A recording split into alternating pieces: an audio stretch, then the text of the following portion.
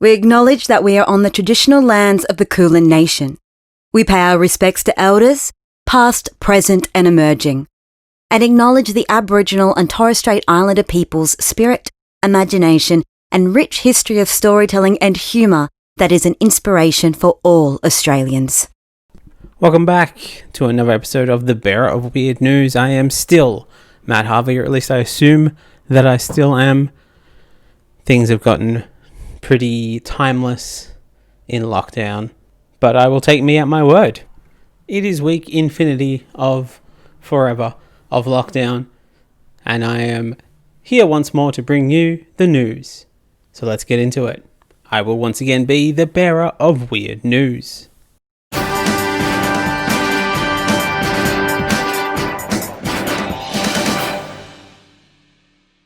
Let's start with some science fact news. Star Wars has inspired scientists to build artificial skin that can feel. The electronic skin, known as asynchronous coded electronic skin, is made up of a network of sensors connected via a single electrical conductor. It can be used in robots or prosthetic limbs to recreate a sense of touch that feels temperature, shape, texture, and pain, according to the team of scientists at the National University of Singapore, who spent 1.5 years developing it. Pain. I lose a limb and you bring back pain? Nobody wants that. Nobody wants pain. Are you also bringing back the ability to contract leprosy? There's a level of uncanny valley that we would all be okay with. And pain, too close to realism. Just, like, you can bring back touch, and you can bring back sensations that are similar to that, but pain, get rid of it. We're done with it. We lost the arm. We've already made a sacrifice. Now, the scientists said that Star Wars inspired them, but I would say that there are other things that we need from the Star Wars films more than artificial arms feeling pain.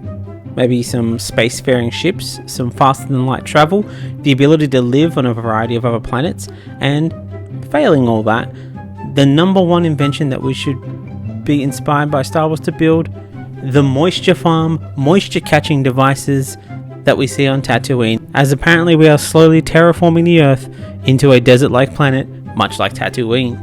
Look, maybe I should just get one of those military-grade homes that Jawas travel in. Seems like a nice solution to both the housing crisis and climate change in one hit. Look, maybe robot arms that can feel were a good idea in the 70s, when there was no such thing as climate change, and we were unlikely to die in either a heated death or drown in the cold, watery sadness. Both are things that we would be best served by having an unfeeling robot body and a cold, unfeeling robot heart, so we don't feel sadness as we watch species after species die around us and friend after friend die before we manage to make it to New Zealand, find the world's richest in their escape bunkers and destroy them for not spending their money on fighting the ever-changing climate disasters instead of building luxury escape bunkers. But as these bunkers are off the grid, and you are a robot, the upgraded solar panels that they have researched have proven very useful in preserving your unfeeling robot body. And as the last species on Earth, the billionaire class will be rendered extinct with your cool Luke Skywalker fist.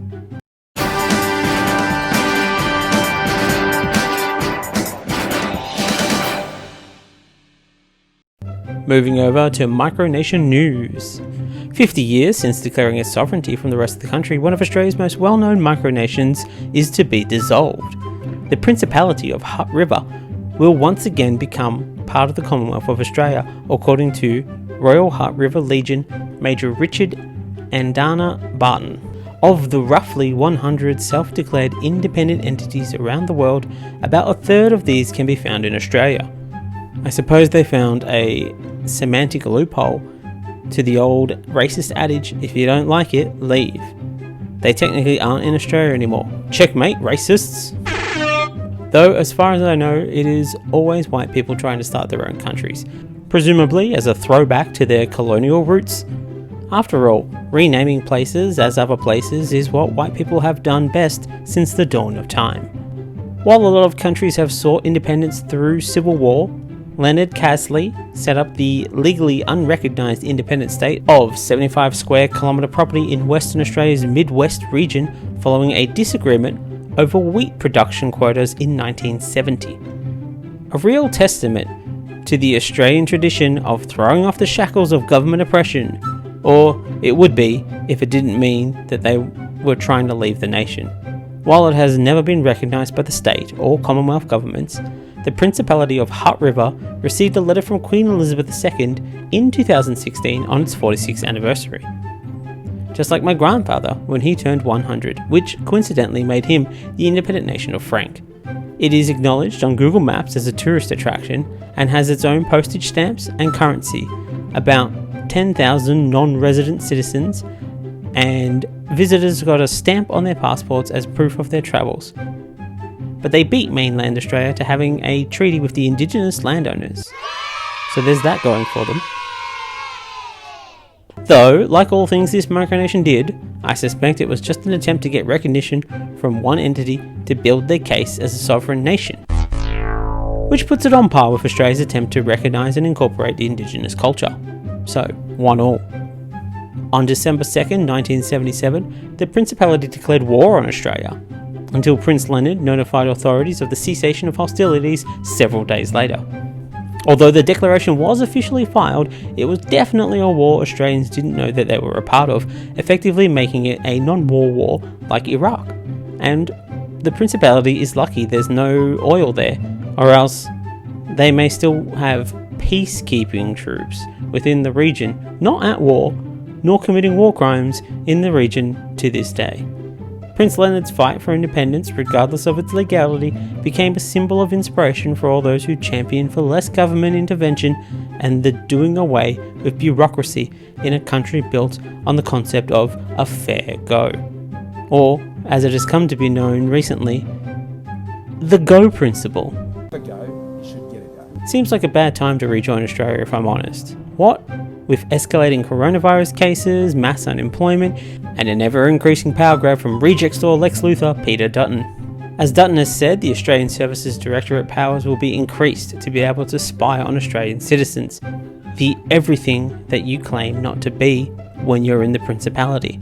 The very thing that caused us to feel sympathy with News Corp journalist Annika Smethurst after the AFP raided her home on June 2019 over a news report suggesting the Home Affairs Department was seeking power for the Signals Directorate to spy on Australians.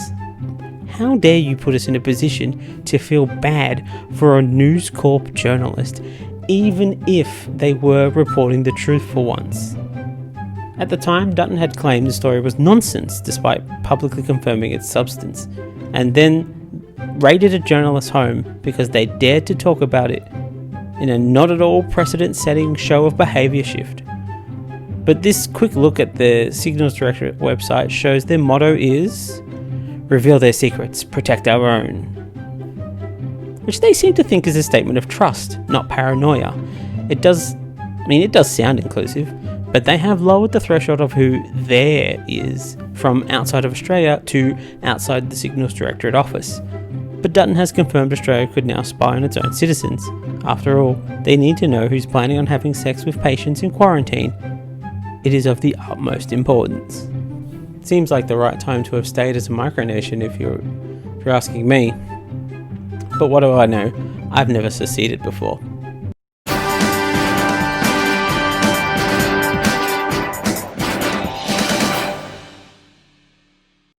Now let's check in with the Australian deadly animal news.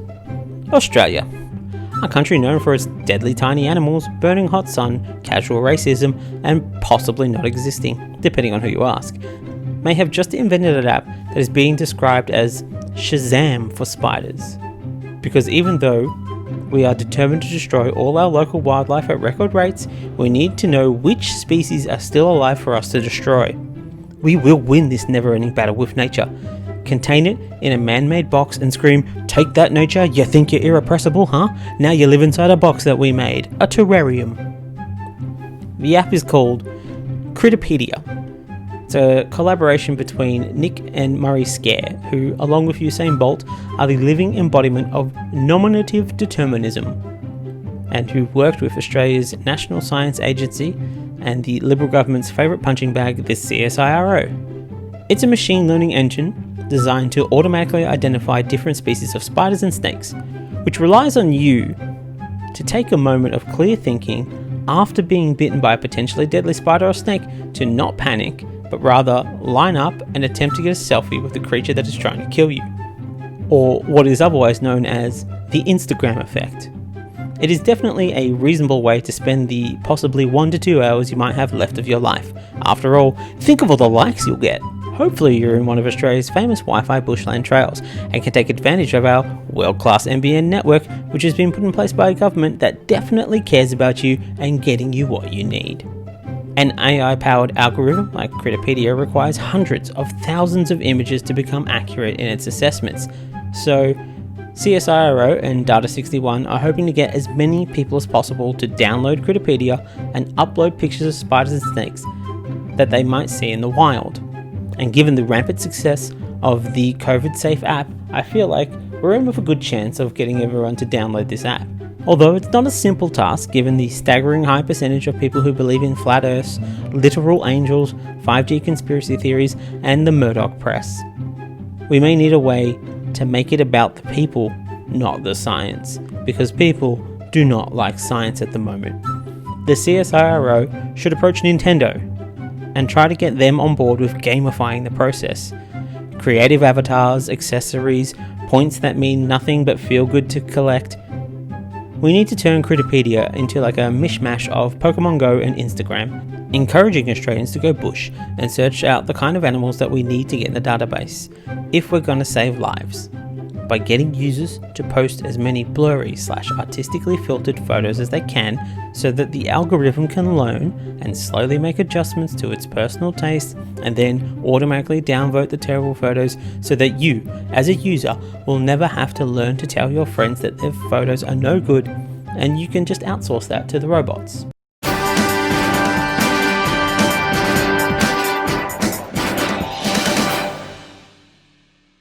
To the finance desk, it's desperate capitalism news. As the coronavirus continues to peek its cheeky head out of the hole like an animatronic mole in a game of whack-a-mole, and we, the people of Earth, continue to be the frustrated child always hitting where the mole was and never where the mole is, different industries are trying to make you feel better about using their services again. With Japanese theme parks asking people not to scream, bars and pubs hoping the promise of alcohol and maybe a little bit of sex will be enough to get you to risk your life, we see another company present as someone who cares about you, the money sacks. Apologies, that should have been read suckers. Oh, damn it.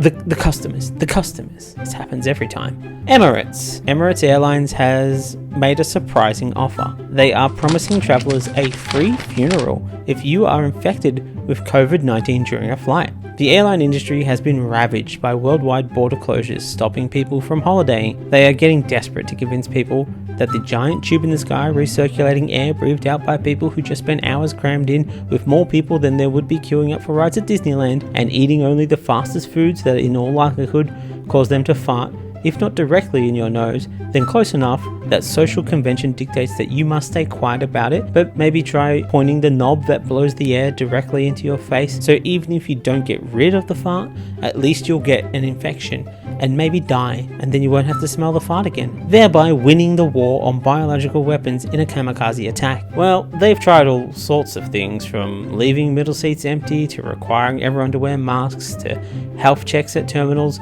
in order to instill confidence in passengers who may be understandably cautious about air travel amid a global pandemic. However, Emirates' insurance for travellers stipulates that if one of the passengers is diagnosed with COVID-19 during their journey, the Dubai-based airline will cover their medical expenses up to €150,000, and it will pay €100, roughly $165, per day of quarantine costs, such as a hotel room for up to 2 weeks, despite the quarantine costs in Australia actually costing $2,500 for the roughly 2 weeks, coming out to about $178 per day. And if the worst does happen, Emirates will offer €1,500 for a passenger's funeral. A reassuring message for potential flyers: we might not be able to stop infections, but we will hush your family with blood money. Emirates, fly with us. The insurance is automatic with ticketing, effective immediately, and carries no fees for travellers. This is the funeral equivalent of shrinking my legroom. You tell me it will benefit me by lowering ticket prices, but I spend the entire flight mounting the middle seat in the row because they are a heavy sleeper and it's less awkward to just climb over them than to inform them that not only do you need to go to the bathroom, but then they can't go back to sleep for an undetermined amount of time because I will be back from my toilet side quest. Besides, in Australia, the average cost of a funeral, $4,000. So this is just the natural conclusion of the airline not providing what it promises, even in death. Speaking of relatively empty corporate gestures, Unilever, creator of Your First Deodorant and mega company that owns a surprisingly large number of things, including ice cream owned by your cool uncles who attend Burning Man, Ben and Jerry, have made their gesture of reconciliation with white supremacy and systemic racism by removing the long-standing ice cream tune, Turkey in the Straw.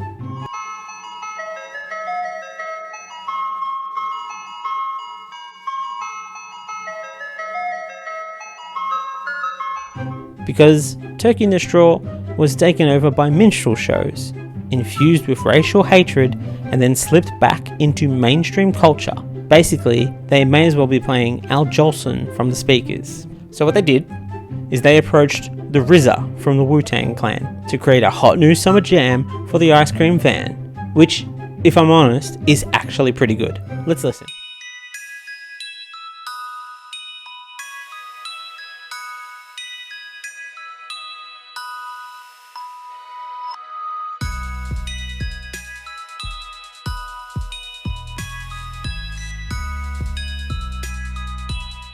Now here's the thing, the company does have a troubled history with using animal testing, being involved with lobby groups that lobby for free trade at the expense of the environment, animal welfare, human rights and health protection, and using brutal force against striking workers. Hooray!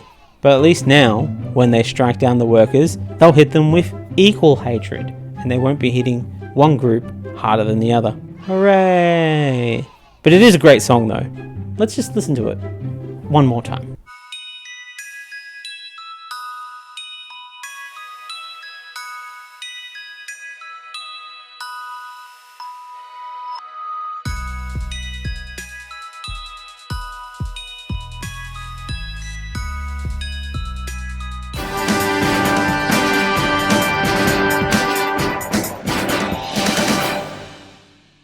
Moving on to education news. Education Minister and Budget Dick Tracy villain Dan Tehan is proposing a major change to universities, putting additional pressure on students' lives on top of study, parental pressure, the creeping decline of secure work, a pandemic potentially causing a looming recession, stagnant wages, and having to rent a house with Trent and Bryony by proposing any student who fails half of their first 8 subjects in a degree would lose access to a government-subsidised place and help loans. Dan Tehan was heard touting the current Liberal Party slogan, "Hey, we already did a socialism this year." The change comes on the back of claims 6% of university students fail all of their first-year subjects. 6%! Guys, look at this. 8.5% of people leave their jobs in the first year, and more people are in jobs than go to uni. So that 8.5% is actually going to be way more significant than the 6%. Should we cut them off from being allowed to work for failing to see their job through? Seems like the logic plays out. Tehan said, "What we don't want is students enrolling in courses and in doing subjects which they're clearly not prepared for or don't have the right attitude to complete, and they're failing." But my media studies course instructor told the entire class in our first year, anyone who thinks that they know what they're going to study now will change their mind before the end of the year. It's university. Have you never watched a coming-of-age movie? This is what university is all about. You go, you try out a few new personalities, a few new haircuts, some clothing styles. You try a course, maybe it sucks, maybe you change it. You know, you're changing it and it's past registration day anyway, so the classes, maybe you slack off a little bit, maybe the work gets left behind while you look for something that's more fitting, something that fits you better. Maybe you go have a few drinks, or Maybe you try to hook up with a cutie in class because, hey, you're leaving anyway, so you suspect it won't matter when it fails. Just like your classes. And that doesn't even account for the people who have genuine problems like financial issues, career needs, travel problems, terrible teachers, or just health issues. Under the proposal, a student who fails half of their 8 first subjects in a degree would lose access to government subsidised place and help loans. This is the latest proposal from a man who brought you the "you protest, you pay" idea, which failed to go through. So yeah, there's only 3 more failures before he is kicked out of government payments. Yeah, that's right. Goes both ways, T-Han. On this new proposal, T-Han said, the last thing we want is students doing a course, not getting a qualification, but then being left with debt and having to pay off that course. An easy way to solve that problem would be to make education free, like it used to be. But don't forget, the Liberals' new slogan, hey, we already did a socialism. There is a lot of kickback to the proposal, so I doubt it'll get passed. That would become his second failure. Careful, mister, or we will cut you off from government payments. Tying HEX to the passing grade of first year students is one of the most foolhardy ideas I have ever heard. And Dan should know, he has 3 degrees. It feels more than anything like a punishment for the crime of still being young and daring to think that you have your whole life ahead of you. I know what my debt looks like, and I will be paying it off probably for the rest of my life. It is a rite of passage at this point. It is the bonding sinew that unites the younger generations. Gen Z may hate millennials to a certain degree, but once they start to get a university debt, then they're going to understand and we're all going to be on the same team. It's the one thing that unifies all the students on campus, is that we are all carrying this debt, and that we will for a long time. It's my choice. And punishing students isn't the way to make them learn. You give them time. A lot of them learn to be better students only when they do the maths on the debt that they are racking up. That is a scary reality that pulls a lot of people into place. And a lot of them only become better students when they learn. And they can only learn by making mistakes. Just because your government fucks their parents doesn't make you their dad, Dan. Stop trying to be their dad. Besides, if I want to waste thousands of dollars that I have to pay back sooner than I thought when you inevitably reduced the payback limit to only $10,000 because the only jobs left are casual jobs, then that's what I'm going to do. Failing classes is a tried and true university experience, alongside throwing up in the uni bar, having a public breakup, probably at a party, and buying drugs behind the library from a white dude with dreadlocks.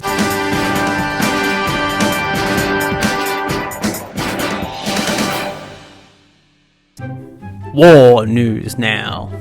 War? What is it good for? Attacking whistleblowers apparently, as the Australian coalition government has spent $3 million attacking whistleblowers. Former Nick Xenophon team centrist political submarine and newly independent Senator Rex Patrick said the taxpayer-funded pursuit of whistleblowers showed the coalition was waging a war designed to destroy their lives through the courts. Which is a bold declaration, as Australia tends to not start their own wars. We just follow America into whatever country we are liberating this week.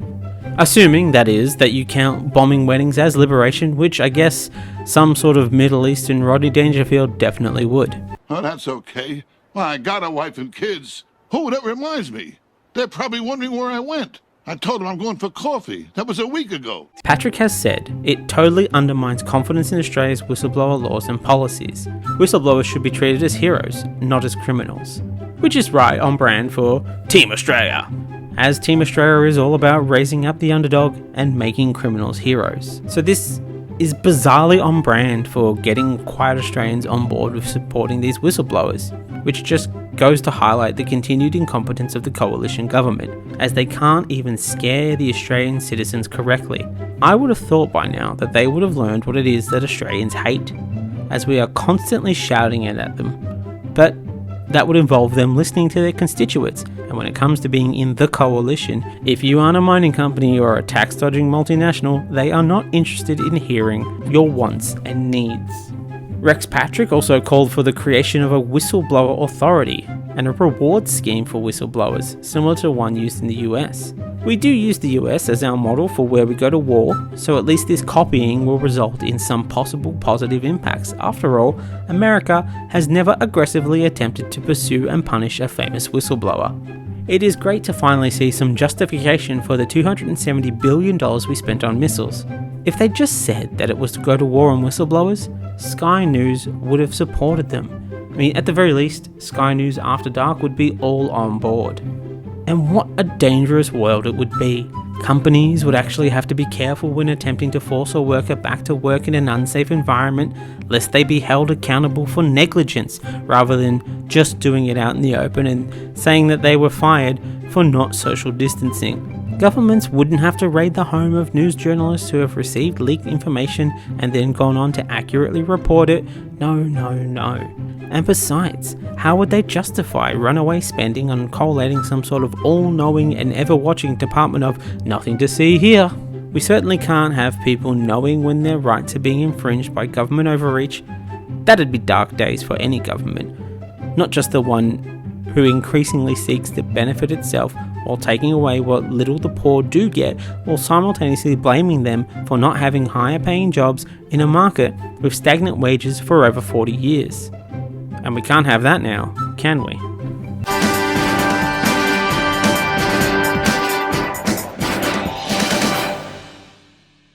And on a lighter note, we head over to the medieval desk for Wizard News.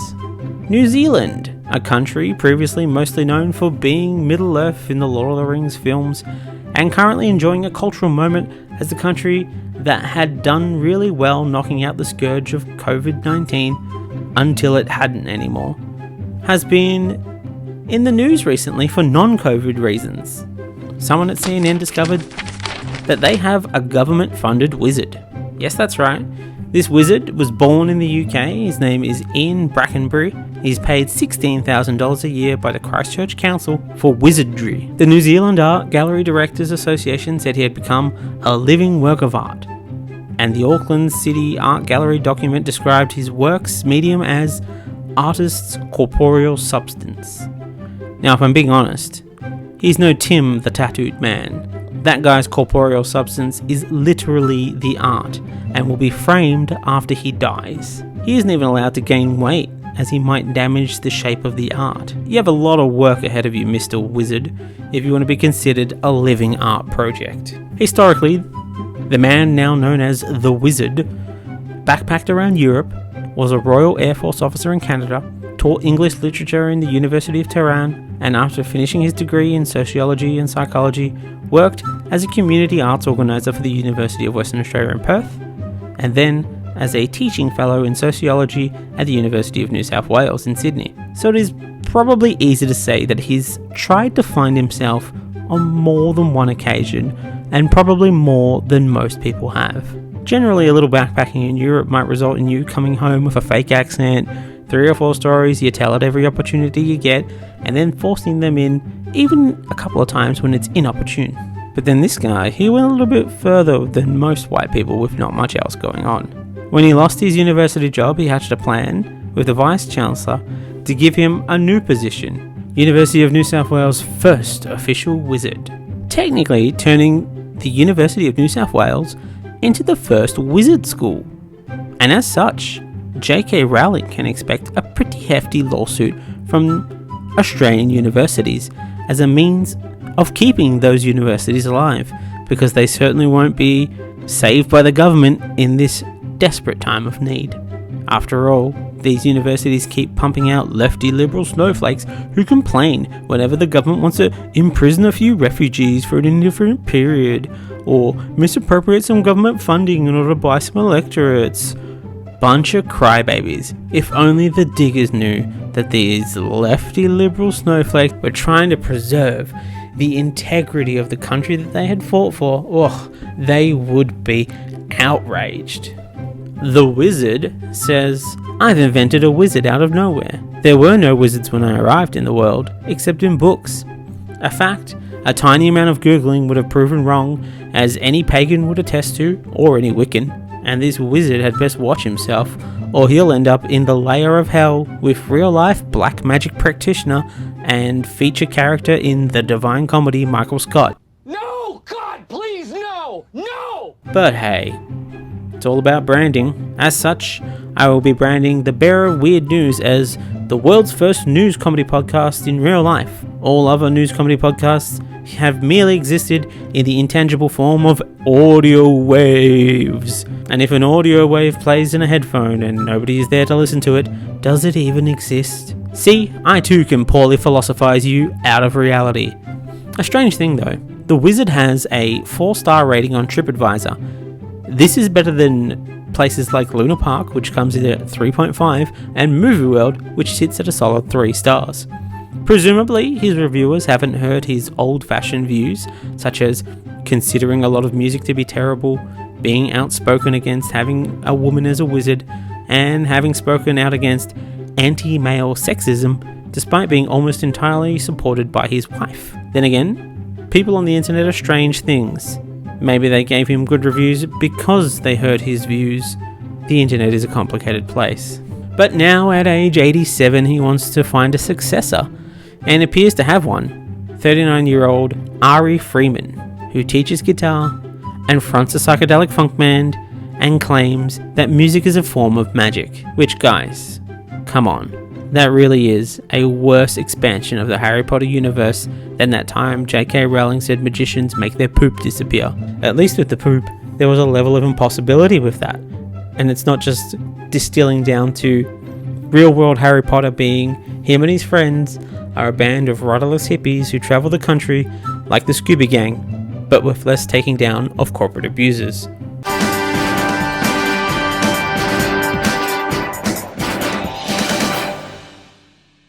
Okay, we've made it all the way to the end. Thanks a lot for listening. Thanks for coming by.